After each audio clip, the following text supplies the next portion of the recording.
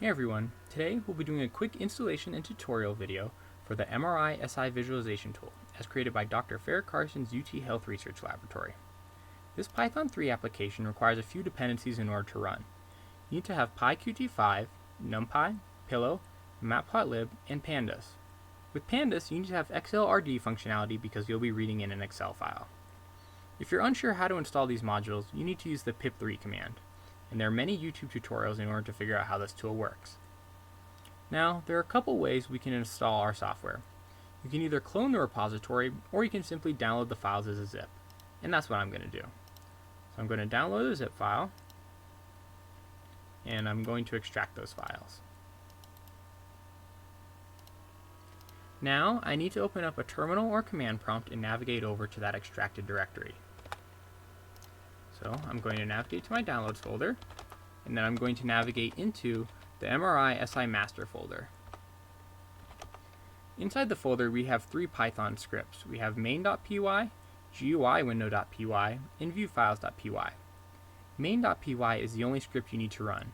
GUI and view files are supporting scripts. They do not need to be touched. It's important that you ensure that all three Python scripts remain in the same directory, as they call upon each other. If one gets moved, you will have unforeseen errors.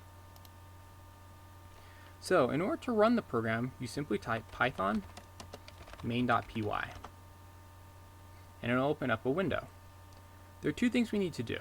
First, we need to choose a data folder, and I have a data folder saved in my documents directory. If we take a look inside, you can see that this is a common way that MRI machines ship their images.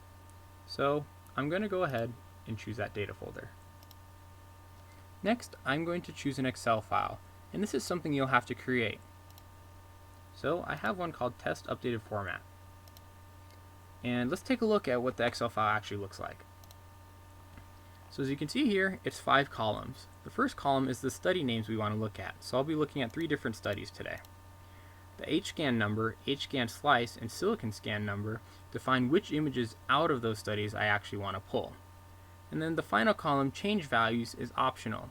This is if you want to add in additional normalization constants in order to divide your images by. In most cases, leave this column blank.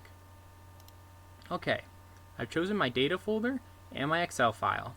Now, I'm not going to choose normalization constants here, so I can go ahead and click OK. And this is going to go ahead and open up a silicon image. At this point, we have to crop the image in order to get rid of noise at the edges of the image. So I'll follow the instructions. You will define a quadrangle. Click to begin. So I click, and then I'll define 4 corners of the cropping region I want. And now I can say key click for yes or mouse click for no. Obviously this isn't a good crop, so I'm going to mouse click and start over. So I'm selecting 4 corners, and that's a better region. So I'm going to click a key on my keyboard to accept it. And it's going to open up another window. You have to do this cropping for all studies you want to view at once. So since I did 3 different studies, I'll have to do this 2 more times. So I'm going to click and define the region. Keyboard click to say yes.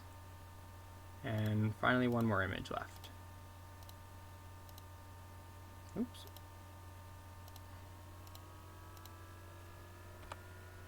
Okay, image processing is now complete, and I get to choose where to save my files.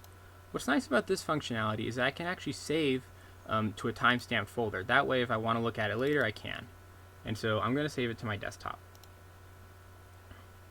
As you can see here, it brings up all 3 images simultaneously.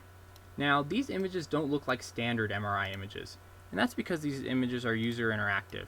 You can instantaneously change the SNR and the contrast of these images.